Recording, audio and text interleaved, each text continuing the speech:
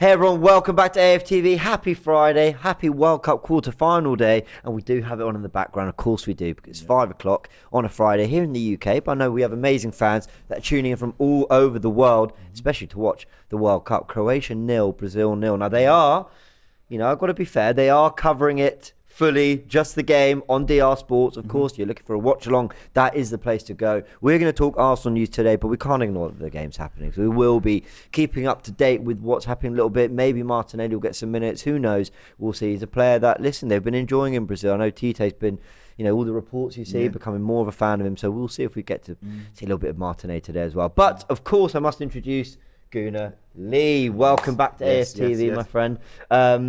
Listen, been a couple of weeks since we last caught up, but I think plenty to catch up on. We got, yesterday's friendly. We've got some news, or rumours is more the way I'm going to put it, because these have really wound me up. And sometimes you can go two ways with things that wind you up. You can go on a big old rant about it, or you can just not even give it the oxygen. And I'd rather take that side more, but, we can't not comment on it at all.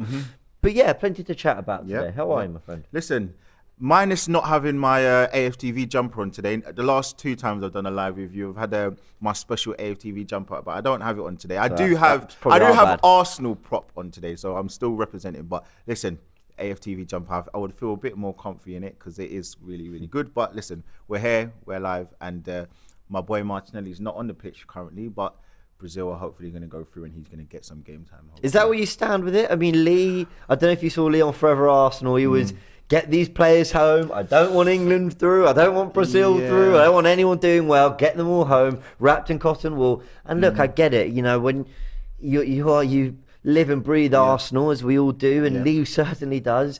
He's just thinking about that. And you look at the Jesus injury, you kind of get it. I am, but I was going to even point that out. I do think to myself, well, players can get injured anyway. And apparently, the news is that he was injured before he went, and he had this injury that he was carrying for a little while. So, and it only was exacerbated when he went away with the Brazilian national team. So, look, I am actually kind of more with judges with that. But listen, I want us players to do well. I mean, having England winning the World Cup, I'll be honest with you, I don't think I can see that because I can't see Harry Kane winning any trophies. But it will come at a negative point with Saka and my boy Ramsdale not getting anything. But someone's got to lose, man. Wow, the hatred runs deep. Someone's got to lose, and it's got to be Harry Kane. It's the lesser of two evils. Wow, fair enough. Isn't it amazing how differently people can feel about club and international football? I mean, I got really into it being half Italian. I got really into the Euros last year with both Italy and England obviously doing really well. I realised when they got to the final, I thought to myself, well, I get to enjoy a winner either way. It actually ended up being the opposite. I didn't get to enjoy any of it because it was just not really fun. I knew someone on either side of the family was suffering. Can I just how funny that situation, because I remember watching it live and obviously did the watch along for the Euro final, and at first you were celebrating while everyone was so quiet, and then you just got a bit teary-eyed while everyone was just so upset. Do you know what it was? It was when Saka missed the penalty. You know this. You know what Lee's feeling about international football, okay? That is when Saka missed the penalty. That ruined the Euros for me. I was just like, well. But it was just because you were happy while everyone was just sitting there so gloomy, and it was so. But when Bonucci scored, I was like, yes, okay. Because I'd kind of chosen I was going to follow Italy more. No one was really giving Italy the respect going to the tournament. So I was like, right, that's it then. I remember. I'm going to join my Italian family, my nonna out there, my cousins, and we're all Italy this tournament. And look, obviously if Italy had made the final, I'd have wanted England to win it for sure. But it's funny because in years before that, I've been all England and not Italy at all. So, well, that's a decent.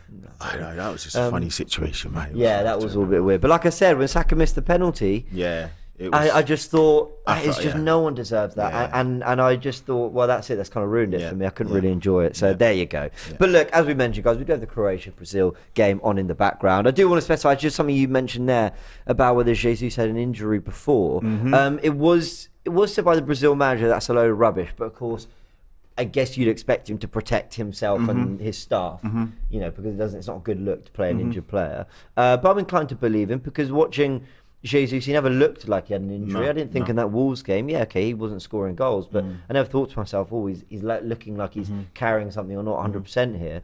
So that was all a little bit strange. But yes, you're right. He's picked up an injury, and it can happen in any game really, whether it's a game that means nothing in the groups to Brazil or whether it's Tottenham away. Ultimately, you can pick up injuries. Yeah, I mean, you always ask the questions, but how are you feeling about it? Because it's always nice to get your opinion on it because you are part of AFTV and we always don't maybe get your opinion. So I appreciate that.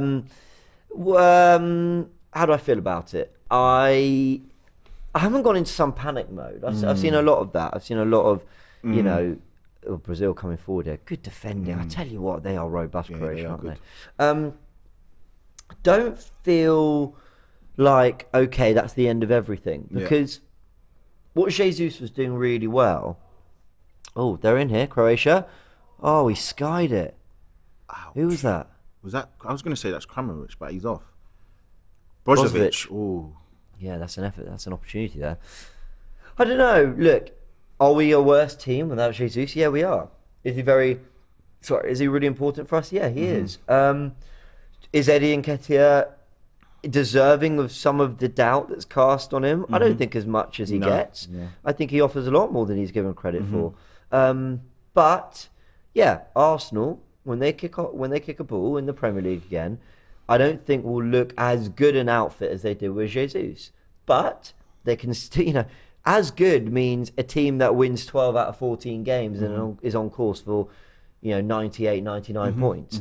Okay, but could we be a team that plays at a level, gets 85 points, that still pushes City, that still comfortably gets top four? Yeah, I'm not overly worried about any of that. I don't think the level should drop massively. And I thought Eddie, by the way, we may as well start with the review of the game. I thought Eddie Nketiah was brilliant yesterday. I thought it was really good. I think, do you know what? People need to kind of put it into two parts.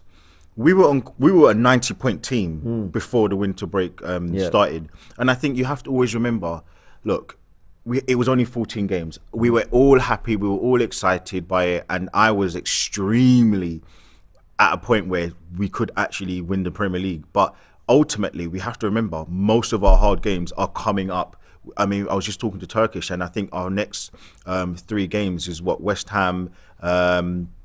I know we've got Brighton on New Year's Day as well. So we've got some difficult games. And then in January, our first 3 Premier League games are it's Brighton, and we've got Man United, and I think we've got Tottenham. So we have got some and Newcastle as well. We have got some really difficult games. So we have to also put that in there as a huge caveat. Now, we could have lost those games with Jesus, is my ultimate point, my overarching point. And I think with Nketiah, he still gives us the ability to get 70 points. I don't want to overreact and start crying about Jesus. And more, I think in this 11, and more, yeah. I think more. So that's top 4, I think, confirmed. I'm not going to say it's a given now, but I definitely think that is more or less a given that we're going to get top 4 with the likes of Nketiah. I just think that, look, what I think Arsenal, the board, need to do, and I've heard James say it, I've heard you say it, I've heard judges say it, I've heard everyone say it. We need to buy a player only because who's the replacement for the backup striker, who is Nketiah? We don't have anybody. So I don't want Balogun to come back because I think that's unfair for him and his development. And I just think, for me, I want to see some Arsenal be very proactive and go and get somebody aside from the Madrid deal, aside from the possible CM/DM that we was going to get. I think we need to go and get someone who's now a loan player. I don't want to go and spend outrageous amounts of money to replace Jesus, because we all love Jesus. But I think just what Tottenham did, they got 2 players on loan, and listen, guys, look what happened to them. They picked us. Yes, we bottled a little bit, but they got those 2 players that allowed them to get into those positions. So, goal! Is it Neymar? Neymar Jr. Wow. Wow. Listen, rise up. He's risen. I tell you what, that is late in the game, isn't it? Wow. Sorry, guys, that was so impulsive. And that was a really, really good goal. Wow. Went round the keeper. That is. You want your top players to stand Look up, at this. man. So it's given in field. Who's out on the ball?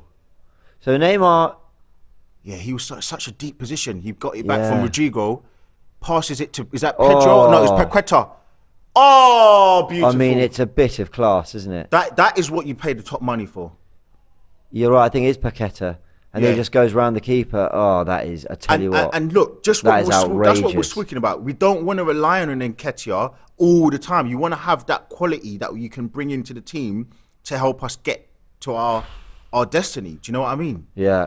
Wow, what a goal. Big players stand up, man. Big players stand up. That is a great moment for him. That's a great moment for Brazil. Heartbreak for Croatia, but they've got 15 minutes to try. Vamos! Come on, let's go. Well done, boys. 15 minutes to try and pull an equaliser out of the hat here, Croatia. Let's see what they do. Paqueta is quality, more than Bruno. We should have bought him, says Siabonga. Yeah, but he's not been... I don't think he's sort of been playing... I don't think he's playing at a standout level the way Bruno Guimaraes has since he arrived in the Premier League. But yeah, that's it. Brazil are 1-0 up. So 15 minutes to go, guys. We will get the full-time reaction here on this. As I said, they are live on DR Sports as well, of course, following this game. But where were we? You were talking about the sort of, how we address the Jesus stuff. And yeah, I sort of agree. But on the friendly, though, Nketiah, lovely hold-up play for the third goal, Vieira's. A lovely finish. And Vieira was awesome in that second goal as well. And Arsenal, I thought, came out with a sharpness and intensity. It reminded me of pre-season in the summer when I watched them and thought, wow, this looks like a team that's really ready for the Premier League. We look like a team that's ready to get straight back into it. Look, all that game showed me yesterday is, I'm going to say it and I'm going to keep saying it, we have a fantastic coach. We have a coach that has got this team well drilled. He can manage the team. He knows who he can trust, and the team know they trust this manager and he knows what he's doing. That shows that a team, no matter who comes in, because you think we missed about 6 players yesterday. Okay, fair play. So Ben White actually hasn't played for England, and he's obviously left the camp for his personal reasons, and we're going to get into that, I'm sure. But he wasn't there yesterday. Partey wasn't there yesterday. Our keeper, who everybody knows how important he is in our philosophy, in the way that we play, he wasn't there yesterday. We had Saliba, who wasn't there yesterday. I mean, I could keep... Jesus wasn't there yesterday. I can keep going. Did you mention Xhaka? Xhaka wasn't there yesterday. I'm sorry, Xhaka wasn't there yesterday. And Martinelli wasn't there yesterday. So for me, I just look at it and I'm saying, do you know what? That shows... And look, Leon are no mugs. No. And that was a team where we went out there. People could say that the pitch wasn't fantastic. People could say that the weather, we played in the same conditions.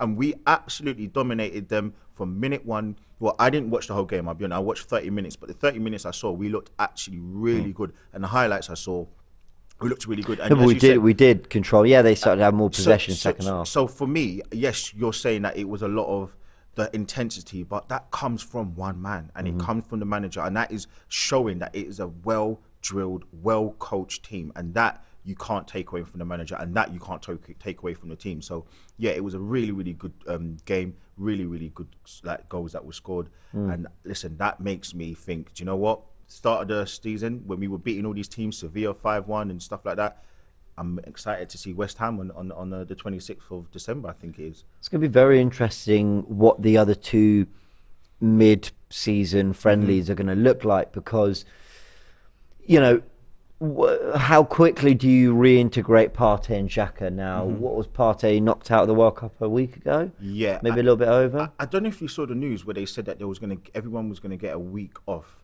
I don't think Saka's going to play the first game. I just don't see that happening. I don't. Well, unless England are knocked out Saturday, then they've still got really a couple weeks. I still don't see him, because I think the amount of minutes he's played. Yeah. I think Martinelli, if depending on... Well, he's not going to... I don't think they'll be knocked out today, but I think Brazil might get quite far, and I think that would obviously lead to Martinelli probably not being part of it.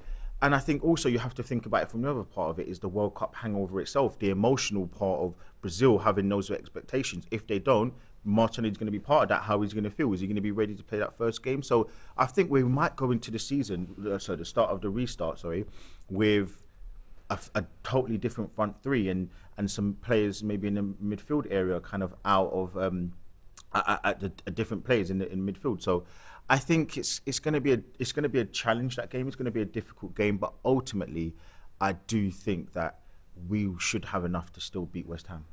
Xhaka had an even worse injury apparently than Jesus. So how can Jesus be out for a longer period of time? He should be back within 8 to 10 weeks, says Jay.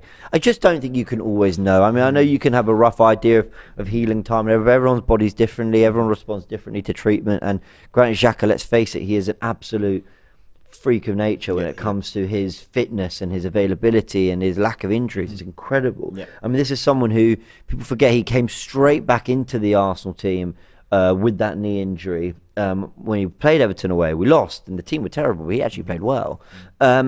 He came straight back in earlier than people thought. I can't remember if he had any academy minutes. If he did, he might have played like a handful, and that was it. And he's basically been in the team ever since. I mean, that is Granit Xhaka. Xhaka didn't have surgery, I think, says Jamie. Yeah, maybe that is part of it. Honestly, I think the title's still on if we can keep our defensive record this season, been such an improvement. And I think that's what people forget as well. Okay, maybe with Eddie instead of Jesus, that 5-0 against Forest is a 3-0. Yeah, is a 2-3-0. Maybe that away win at the Bridge. Listen, we won at the Bridge with Eddie leading the line. So maybe you're talking a couple points lost here and there. Maybe more if Eddie's starting over Jesus. Maybe none. Maybe he comes in and everything moves the same way, because I happen to rate a lot of what Eddie Nketiah brings to this team. But the point I'm trying to make, and it follows on from this comment here from the name is just name. The defence is a big part of it.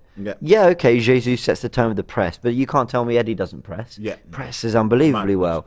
And what Saliba and Gabriel have built with White and Zinchenko either side and Tomiyasu Tierney coming in, the goalkeeper's been brilliant, the organisation with Partey and Xhaka in front, the wingers dropping back, that'll all be a big part of it. So we shouldn't start conceding a load of goals as well. You know, if Harry Kane scores 3 in the North London derby, we're not looking at that going, well, if we had Jesus, even though it all contributes, ultimately, you know, there's still a huge part of that core, all of it, that is ready to go again, hopefully. Well, it is all of it. There is literally only Zinchenko, who, I mean, he's had a bit of a checkered history with us in terms of injuries so far, and Tomiyasu's seemingly fine now, and then you've also got Ben White, who may not actually be playing, and that's because of his own personal reasons, but other than that, I mean, you're right. There should be no real hindrance or any issues with that.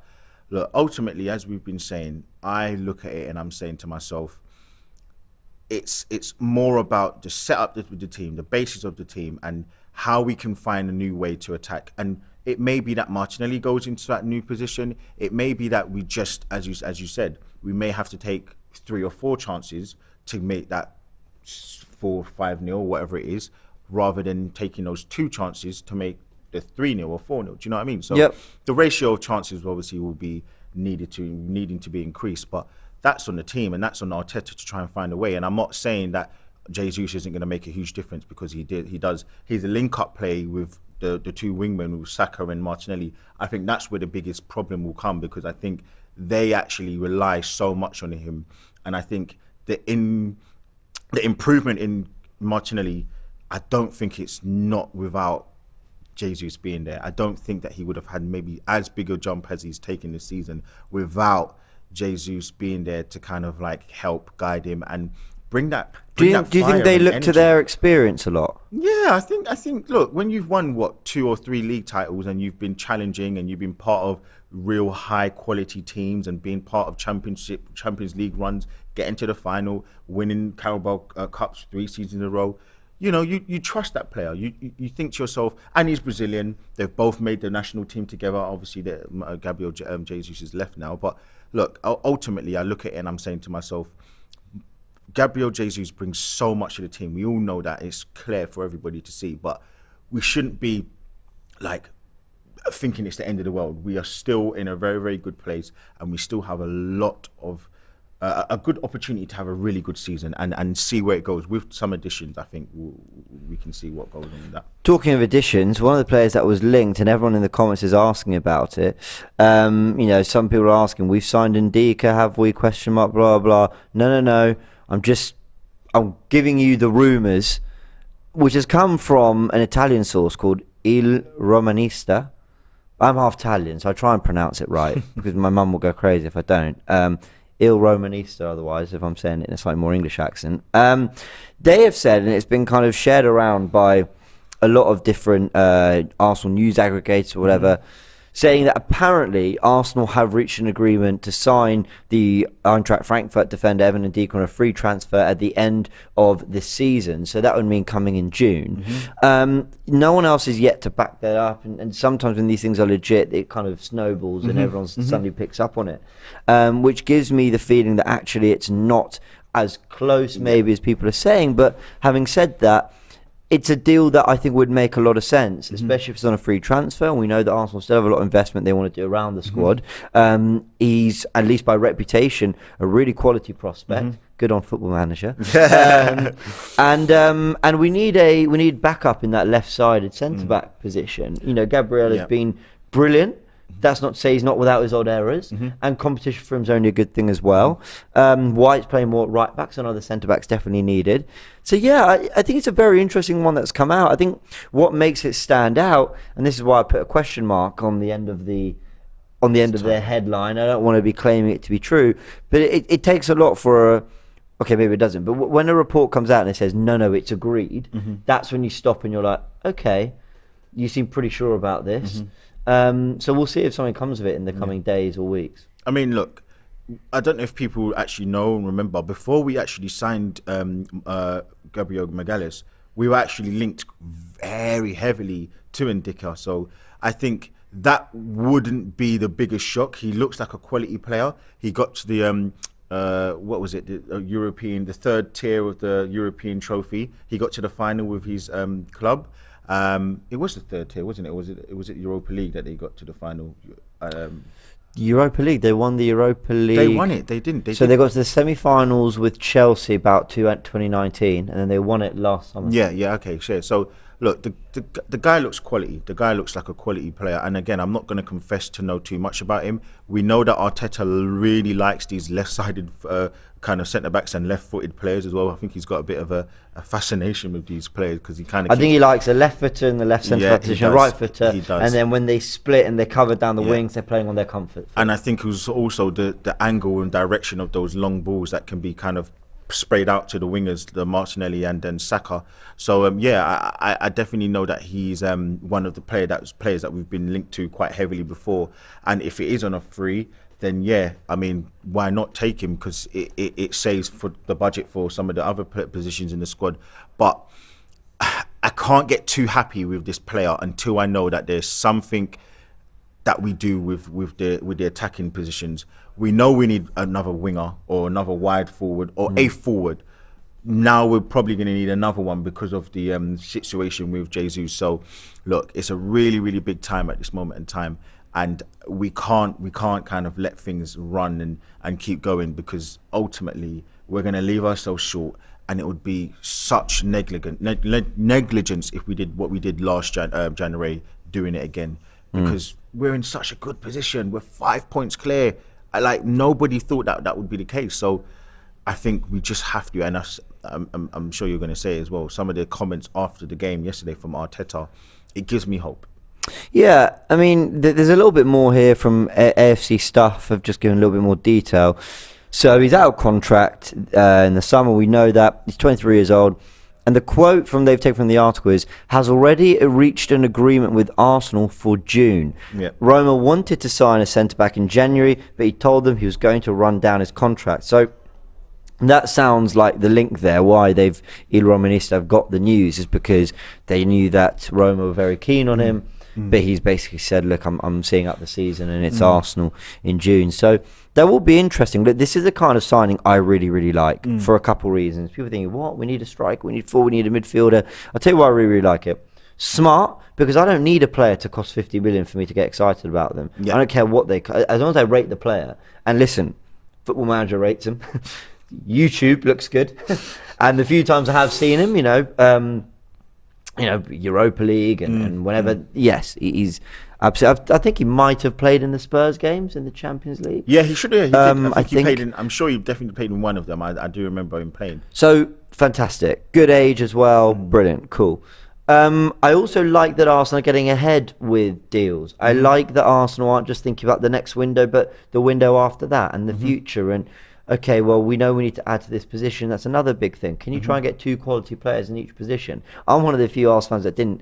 I wasn't on Pablo Mari the way other people were. I thought he was all right. I mean, a lot of people were really, really on his case. I thought, listen, he's a good distributor. He doesn't look the quickest, but he's fine. But it didn't work there. And I think we have to get someone else who can come in and then keep things moving and challenge Gabriel as well to ensure that Gabriel knows that... Keeps on his toes. Yeah. Because at the moment, for Gabriel to lose his place, you kind of need Tomiyasu to play so unbelievably well that White and Saliba become the centre backs. You know, that's the, and then you're rejigging, you're sorting out everything again. With Ndicka, you've got someone there already. So I just think it makes perfect sense. I'm all for it. I love it if it came out that Arsenal got this sort of signed, sealed, ready to go, and we could look forward to sort of welcoming him in June. I think you're right, because I think he looks like a quality player, and it's a Bosman deal, isn't it? Now look, just because he's free, I mean, Ramsey was free for Juventus, and at the time he was a quality player. He was in the absolute twilight prime of his career, and he was playing fantastic. It's 1-1. Croatia have got one back with 4 minutes to go. Wow. Sorry guys, we did say we'd have this on as well. Oh, wow. And it was a lovely goal. They seemed to play through them really well. Do you know what, though? Like, we were watching it, and behind, I was like, Neymar, you've had a couple of times, like, Anthony lost the ball there. You've had a couple of times, play the player through, and you know, he's just dilly-dallying on the ball. Yeah, I hope the coverage rewinds right to the bit before. Right, so here we go. So what happens here? But just before Anthony left, he lost the ball. Oh, wow. Just completely open. 4 minutes to go. That is poor. That is so poor. You are going so far forward. You've got the lead. You leave. But the deflection's taking it beyond Alisson as well. Do you know what? I think he would have had a good chance to actually score the goal anyway. He has to stick his leg out, doesn't he? Yeah, he has to. Yeah, that was like Marquinhos. You can't leave it. No, so unfortunate, those deflections. Do you know what, though? Do you know what? Wow. Alisson in goal is a game changer. For those penalties, he's a game changer. He's quality. I want to see the bit before then, because you're right. I think there was something before, like just a little bit of something. But we've been watching it, and we're like, why is Neymar? And like, he's been clean through, and he's just been like, just doing silly things, losing control of the ball. We saw Anthony lose control of the ball. It's really poor. This is a world-class. Every single player in this team is a world-class or close to being world-class player. And this is just dumb football that they've been doing. And against... Look, Croatia are very, very workmanlike. They're a fantastically well-oiled machine. But you shouldn't be letting these guys come on. That is poor, man. That is poor. Cabello asks, what's the score? It's 1-1 now. We're minutes away from penalties, and this is the Croatia blueprint. Do you know what? Another rule I hate is when they book players for taking their top off. I mean, this is the World Cup. He's never probably going to get an opportunity to get into this position again, and he's taken his top off out of pure impulse. Just the same way I celebrated, out of pure impulse. I didn't mean to shout, but it's just there. Come on, man. That is poor. Yeah. 1-1 minutes to go. Let's just get the comment section thoughts on Ndicka, and then we'll keep an eye on this penalty shootout. 23 left-footed, and so can communicate with Saliba. Great on the ball and on a free. I think it's really, really smart from Arsenal. I agree. That what country is he from? Does anyone know in the chat? I think is he German? No, I don't think he is. He's French. Oh, okay, nice. He's French, and he's 23.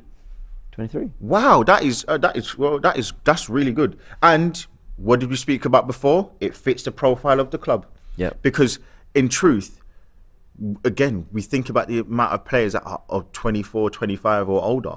I mean, there are only 3 or 4 that are like really in the squad. Yeah, there's not playing. like a great there deal aren't of many. experience. There aren't many. Look, and some people may say that we need to get some older players that have a little bit more experience and a little bit more streetwise. But look, if he's played, I'm guessing he's played, 100 games now? That's a lot of experience. For 150 games, that's a lot of experience. Is that right? I'm just assuming. I'm just Yeah. guessing. But you think if you play 150 games as a 23-year-old, Let's get that's a some lot of stats football. on him. That's a lot of football, right? Yeah. Oh, yeah. Let's get some stats on him because 23 is a good age. I mean, listen, I've known about him for about 2-3 years. You know, this isn't I think a lot of people have known about, you know, Ndicka and his potential. Yeah. If we're just having a look, he's made a total of 180 Okay, I went far off. appearances. That includes a little bit of League 2, I suppose, Yeah. is the second league. Then he comes to Frankfurt, and he's been playing in the Bundesliga since 2018-19, where he made 27 appearances. He made 32 in 21-22 and 15 this season. So he's been playing since he's like 18, 19 years old. Been getting a lot of minutes. You can't say that isn't a guy that is wet behind the ears. He knows what is required as a top level footballer now. And again, he's older than Saliba. He's just a bit younger than Gabriel Magalhaes, and he's the same kind of ages of Tomiyasu and Ben White. So look, it fits the profile. He can speak French. I'm just going to assume he can speak English. Look, I think it's going to be, if it happens, because we're only going off this little bit of information that we have from that Italian outlet. That last chance for Brazil here, by the way. Neymar with a free kick. Oh, he hit a good area there. And they've kept it alive. Good save. And he's headed away. Is that Garvio guy? Again. Handball, yeah. Wow. A little bit of drama there at the end. But Croatia look like they're taking this to penalties. 30 seconds to go. This has been... I tell you what, it's been a really fascinating game. You know, some games are boring because not a lot's happening. But this has had things happen.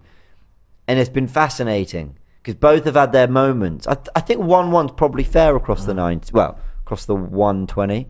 Look, everyone seems really excited about the Ndicka transfer potentially. So we'll see if something else comes out. But just to remind everyone what the story is, what the news is, it's that Roma did want him in January, according to Il Romanista. But he said no. I'm joining Arsenal in June. That is apparently what they are saying. So we will see if that goes ahead. Now let's sort of keep an eye on this. We'll chat about Smith Rowe in a sec as well. Another thing I did want to touch on there, and it's kind of lingering. I just want to just get out of the way now, is this Ben White thing. Yep. So how much do I want to say about the original article? The reason I'm saying this is because I don't really like giving oxygen to something that when I read I believed was a whole heap of rubbish. Now let me just say one thing, that this isn't me kind of excusing any bad journalism or whatever, but journalists, have sources, and you see it with transfers, and there's a degree of pressure, I suppose, to bring stories and explain what's happening, whatever.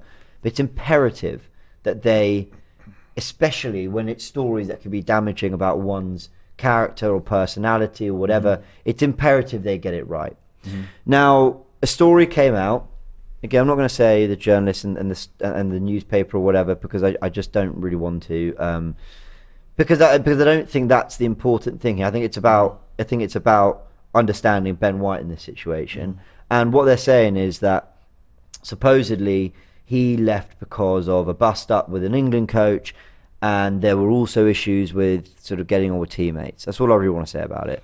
And the reason that's all I really want to say about it is because the way England and Arsenal reported the news that Ben White was leaving the England camp, with the kind of messages that said, we're all with you and we would like you to respect his privacy, that does not sound anything like what is being reported in this one outlet, to be fair. So I immediately thought, this doesn't make sense to me. This doesn't make any sense. And in fact, the whole Arsenal-verse didn't really believe it at all.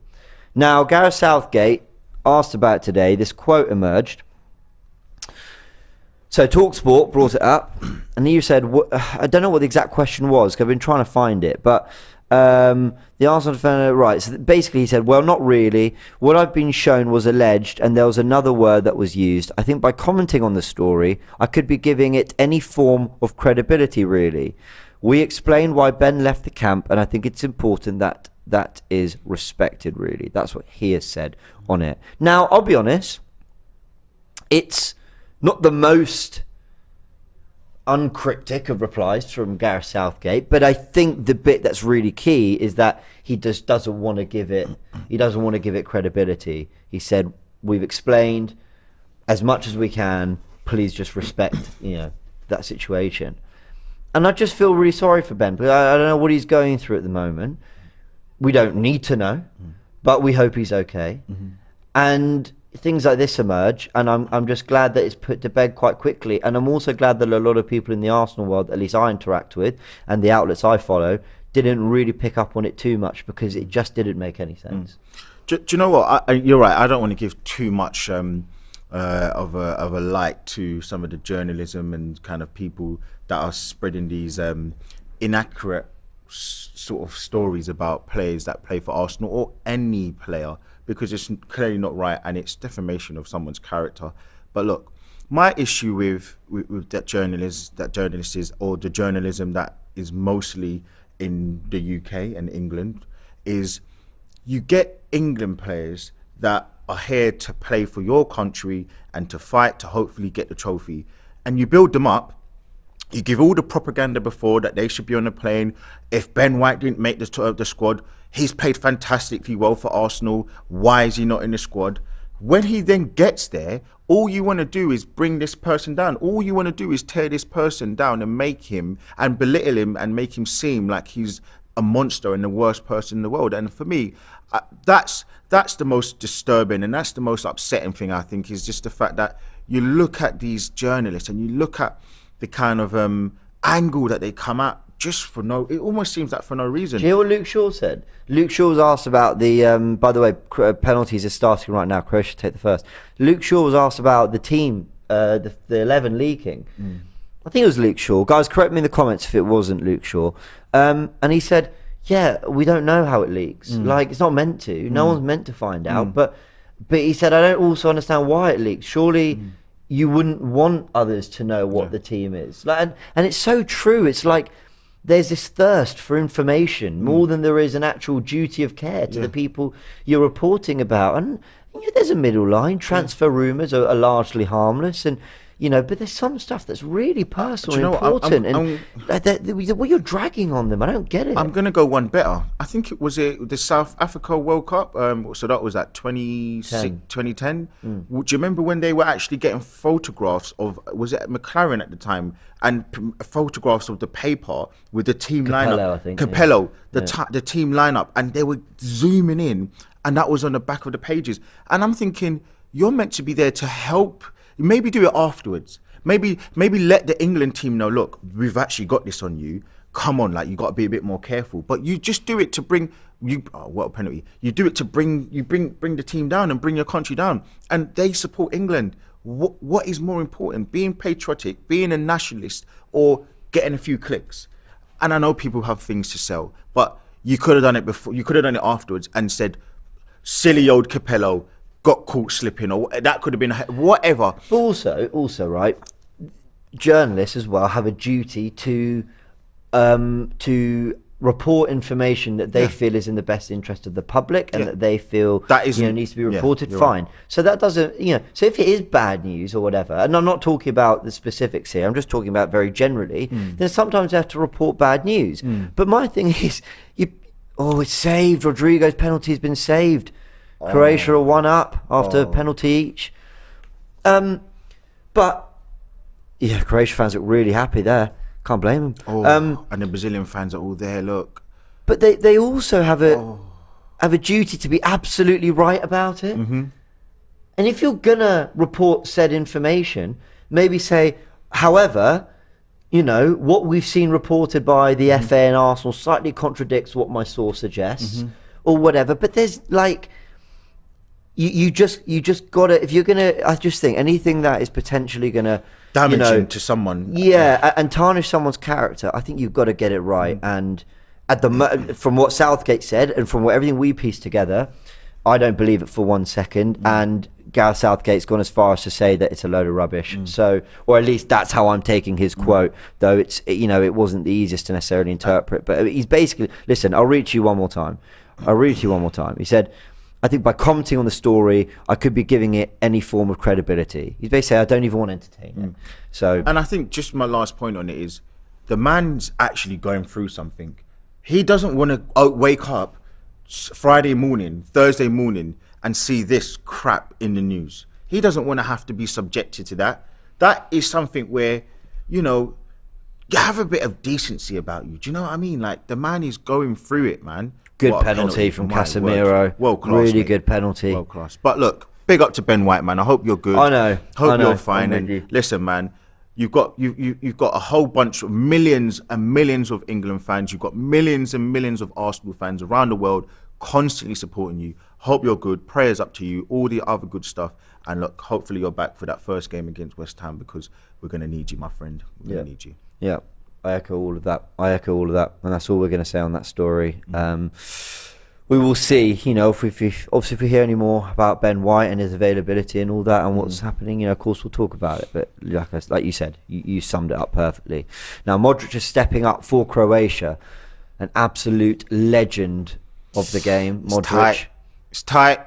And he has slotted it away so comfortably. This is amazing. I've got to say, it's amazing what Croatia have done across two tournaments. Really, you think getting to the final in 2018 and this group going again, and you know there's some regulars: Brozovic, Kovacic. Well, wait. So they got to the Modric. final against France. They then got to the quarters the last tournament in the World Cup was Euros. Sorry, didn't they get Did to? they? No, I can't remember. I can't remember how they did the Euros. And now they're here. Like it's great. And look, the mainstay, Modric. He's just unreal, isn't it? Oh, what a well penalty. done. What a penalty. Just waited for him to move. Pedro. Who is Pedro? He's actually, he plays in, I think he plays, does he play for Porto? Or does he play in, I think he plays for Porto, Pedro. People the saying, striker. lol, shame for Brazil. Siabonga thinks they're out already. Panch is telling us to watch the match. Well, we are. We've got an eye on it. Should have brought Martinelli on, mate. That manager, you messed up. If you started Martinelli, you would have probably scored you a goal or two, mate. It could be in another semi-final. Orsic is up. You know, he's terrorised our London rivals. Scoring against Chelsea, scoring against Tottenham. Yeah. Hat-trick, wasn't it, against Tottenham? Knocked them out of the Europa. He's up. Oh, he scored. It's just... Well, it's not just a brilliant penalty. Alisson guessed right. Oh, I thought Alisson would really have saved about 2 or 3. I mean, we saw Carl Hein yesterday save, what was it, 4 in a row or 3 in a row? Yeah, although this is a slightly different level of quality. I know. But do you know what Alisson did really well there? I mean, he got as far as he could. I've got to say, this would be heartbreaking for Neymar, wouldn't it? It will. All the Brazil players. But it equally would be for the Croatia imagine players. that. We were literally just talking about, Can I say, if he misses, they're out. Martinelli not being not coming back early. He looks like he might be. Get your ticket to Dubai. I did want to see a Brazil-Argentina semi-final, but let's see what we get. Oh! They're out! Brazil are out the World Cup! Wow! Croatia have done it! Unbelievable. It's another massive upset at the World Cup. They are absolutely distraught, the Brazil players. And elation for Croatia. You've got to say, fair play to Croatia. Amazing. Neymar looks absolutely gutted. Well, it won't be his year. And a lot of people were thinking Brazil looked good for it. I was saying it too.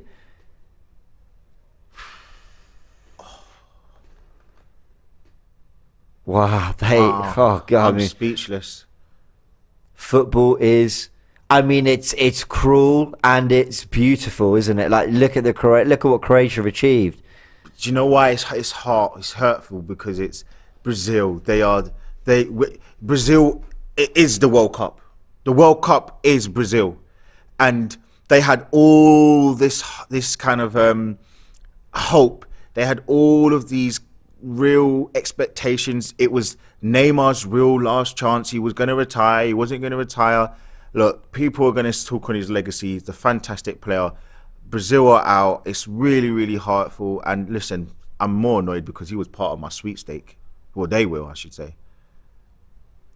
I mean, you can't, Marquinhos, he put his foot through it. He's hit the inside of the post. It's bounced out. I mean, it's just... And he just fell to his knees, hands in his... That is heartbreaking. I mean, it's a really horrible way to lose a game of football.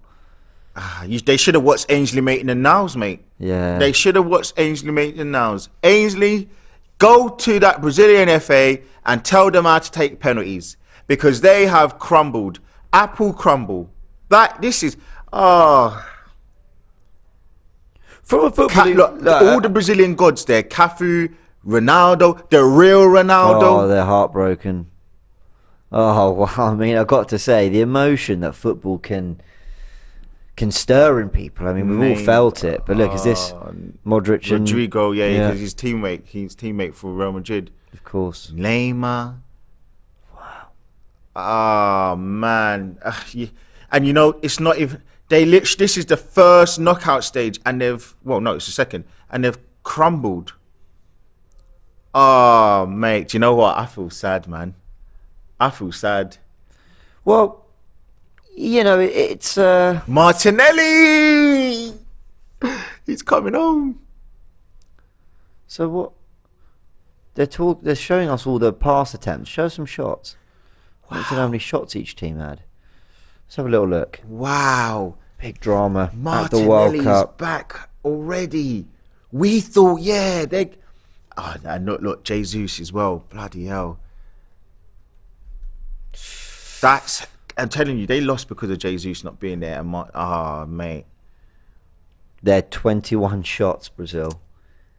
Croatia had 1 on target. Football is cruel, man. Football is...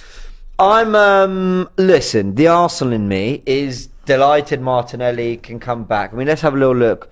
What's the date today? I need a calendar. Someone get me a calendar. Let's have a little look. So, Arsenal are back to playing football in the Premier League in 2.5 weeks. Wow. So I don't think there's any reason really why Martinelli shouldn't be available for Boxing Day. You got to give him time off. But you can give him 2 weeks and he still has 3 days then before Boxing Day. Do you want to start him with no games played in 2 weeks? Okay, but at least in the squad. I do hear what you're saying, but we'll have lost Jesus already. We don't know if Saka will be available. Martinelli hasn't played a lot of football at this World Cup. He's had 20 minutes here, 30 minutes there. I think, look, and I think we have to always remember that Brazilian national team is like a family. We saw the celebrations which Charleston did with the manager, and people keep forgetting Martinelli was there doing that celebration with them. I don't know if people saw it. He was on the bench with them doing that celebration. So I think this is going to be a crushing blow to him mentally. And I think now him... You think? I think it's going to be crushing, yeah. I think what Arsenal, the club, need to do, they really need to rally behind him. The same way how Saka got his real love and ovation from the club, I think Martinelli's going to need it, because I think there was such hope. I don't think that Jesus and Martinelli thought they would be coming back on the second knockout round, and I definitely don't think they thought that they would go out to Croatia. So there's going to be a lot of rebuilding, getting this guy back up, hyping him up, because he's an energy player, and his energy, if it's low, and it's not going to be necessarily a negative thing, because look, the guy he's been through it, man. It's sad. It's very sad. It's sad. I'm sorry to say. I'm going to be honest with you, Lee. I slightly disagree, and I get where you're coming from. But here's what I just think, not knowing Martinelli at all, just what I see as a footballer. I think he will have just felt blessed to be there, because there was a lot of debate about whether he'd even go, and he went. And now he's there. He's got the elite mentality that he wants to then play and compete and get his, he's got an elite mentality. He's not just, what I mean is, he's not just happy to participate and play his part, but I think he'll just be delighted as well that he, made the squad and got this experience and got some significant minutes. I think he's also the kind of player who wants to bounce straight back. I think he's the kind of player who will say to Arteta, get me to Dubai, or get me to wherever. I need to get back on the pitch and I need to get this out of my system. I don't think he's going to want to take a break. And sometimes a week or two off might do more damage, because when you think about it, right, he's had a rest in the sense that he's not playing 90 minutes twice a week. He's got the odd 90 minutes, he's got 30 minutes, he's got it's been shared out here, there and everywhere. He's not kicked a really competitive ball for a month when we played Wolves. I think he'll say, get me straight to well, he played the whole game against Cameroon, but yeah. Yeah, I think he'll go straight to Dubai. I actually really do. Do you know what? Who did they beat in the last knockout? South Korea. No, Japan. They beat them 5-1. They beat Japan, didn't they? No, South Korea. They beat South Korea. Apology. They beat South Korea. Was it 5-1? 5-1? 4-1? Yeah. Do you know what? My heart... Comments, let us know. What's going to happen to Gabriel Martinelli now? My heart goes out to him. And do you know what? That's a great talking point. I know we are kind of talking about the World Cup, but we have to think about the Arsenal players that are away and how they're going to be mentally affected by their return to Arsenal. Because you think, look, if Saka goes out on Friday, I think he'll be upset, but I don't think it'll be that much of a crushing blow, because it's France, and France are the slight favourites. Well, Sadiq supports you. He says, Martin, he won't be happy with this. I think you guys underestimate how much this means to Brazilians. Even on the bench, he'll be sad. No, Sadiq, yes, I agree, but also we're not underestimating. I mean, I totally... Look, so he lost the ball there. Look, he had the ball. So who lost it? Look, they had the ball there, look. Right. So and then Anthony... I've got to be honest, it's really lazy from... He didn't. Brazil forwards. Look, Look at Neymar. He's just there. Look. There's a 4 at the back. I'll be like, it's poor. You got to be. Look how many players are so high up the pitch for Brazil. There still. Poor. And look, I appreciate, right, there's an opportunity to attack and get forward, but you got to be sprinting back, doing everything. I don't think it reflects great on a couple. I'd like to watch it back before I start calling names out, but there's a few there who don't look good on that goal. I agree with James. Marte's situation is perfect. Got confidence from the call up, but Brazil media praised him. Now he's home early. I wouldn't call it perfect, but I think he'll take some positives out of this. Jack think he'll come straight back. I agree that Marte will come straight back when he played for them in the Olympics. He was straight back then, says Simon. Sadiq, obviously, we mentioned his point. Listen, he'll be gutted, Martinelli. He'll be absolutely gutted.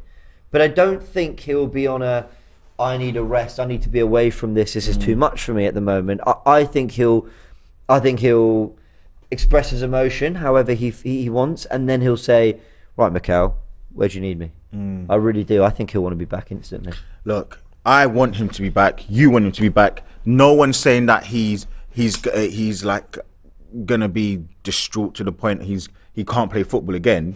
But I do think that there is a part of me that thinks this means more to Brazilians than most, and it's almost a bit like people think that there is a divine right for Brazil to win the World Cup. Obviously there isn't, but there was so much riding on this game for many reasons. You as I said, you've got Neymar, you've got the expectations of pretty much the world, but also at times they've looked like they could be the best team in the tournament. They have, and I think, as I said, I think it's not even them going out, guys, even the people in the chat. I think it's who they've gone out to. And as I said, when I think about Saka, I think about Ramsdale. I think, okay, fine, if England go out, of course Saka's going to be upset, but it's not going to be such a blow, because ultimately France are the better team, just about. I think England can win, but I don't think there's a massive expectation in them to absolutely go through. And ultimately, look at Neymar, man, being consoled by Dani Alves. This is serious heartbreak. I mean, let's just we're going to end up in we're going to round up in a sec. We're going to round up in a sec. You've got Dani Alves. Look how much that was. He was in the squad to win the World Cup, and he would have completed every single, I think, trophy that known to man that he could have won. So I think there's just, you think about it, it isn't just Martinelli having an expectation on himself. I think it's the whole It's the world. Everybody supports Brazil, other than the teams that are obviously still within it. You know, everybody wants Brazil to win. Everybody, and I think I wanted a Brazil. Listen, I'm so happy for Croatia. I think it's an amazing story, and actually, I think across the tournament they've been better than people are giving them credit for. But I wanted a Brazil-Argentina semi-final. There was something beautiful about that, and you knew that one of Neymar or Messi would therefore get their moment in the final. Listen, Neymar's 30 years old. Has he got one more World Cup in him? He'll be 5th of February. So he turns 31. So he'll be 34. He'll be 35 because it will be a summer World Cup, won't it? No, but I think it's in 3.5 years. So I can't do the maths because I'm being too dumb. Will he be 33 or 34? The point is, he could easily play one more World Cup, especially now that he's transitioning, or at least in this Brazil team, to more of a number 10. I mean, some of the chances they had as well. So the goalkeeper was amazing, but he did so well there, Neymar. Goes round the keeper. And then that deflection. Football's heartbreaking. Grumpy Doctor says, big up James B from the James B YouTube channel. Thank you very much, Grumpy Doctor. He's shouting out my YouTube channel. Shout out yours as well, of course. Yeah. Guys, make sure I'm sure there are quite a few of you, 800 of you watching. This is the Arsenal community. Guys, go and follow me, Guna Lee. You will find me there on YouTube, and make sure that you go and follow, go and subscribe. I had an interview actually, or discussion with Chris Davidson, who's an Arsenal journalist. It was quite good actually. So go and watch it, man. We spoke a bit about Brazil as well, so he's gonna be quite upset because he had all these stocks in Brazil, I remember. Really? So look, it would be good to catch up with him actually at a later date. But guys, go and follow me at Guna Lee. You'll find me there. You see me, my big head on YouTube, having some really good content out there for you guys. Hopefully. Go check it out, guys. And of course, people asking about Zinchenko. There's just no update as far as we're aware. I think Lee Judge said he's out there. Yeah, he is. He is. I saw him. Which suggests he's going to be playing, or at least he's there to train. If he's just not ready enough to. Cheeky plug to the AFTV show program I watched earlier, the Invincible show. Apparently the judge says he's going to be out for 6-8 weeks or something like that. Where'd you get that from? I don't know. Guys, go and watch it. I'm not joking you. Judges told me, or told the world, that he's going to be out for 6 to 8 weeks today. Or did he say that it was just a report he read? Yeah, I think he said it's a report, but I was like, what? Or like a rumour. Well, listen, I'm going to advise everyone not to worry too much about that. I mean, it was only because Judges said it, and I was like, well, listen, Judges knows Edu, so he might know something. Nah. I was like, what? When he said 6 to 8 weeks, I was like, what? I was like, how? He's been out for, like, he didn't play the Wolves game, did he? Did he play the Wolves game? He did play the Wolves game. Oh, he did play the Wolves game. Right, look, ultimately, I just don't understand how he can be out for 6 to 8 weeks. That is weird. Yeah. But guys, I don't think it's true. Watch the Invincible show. He said that he heard it was 6 to 8 weeks. I was like, what?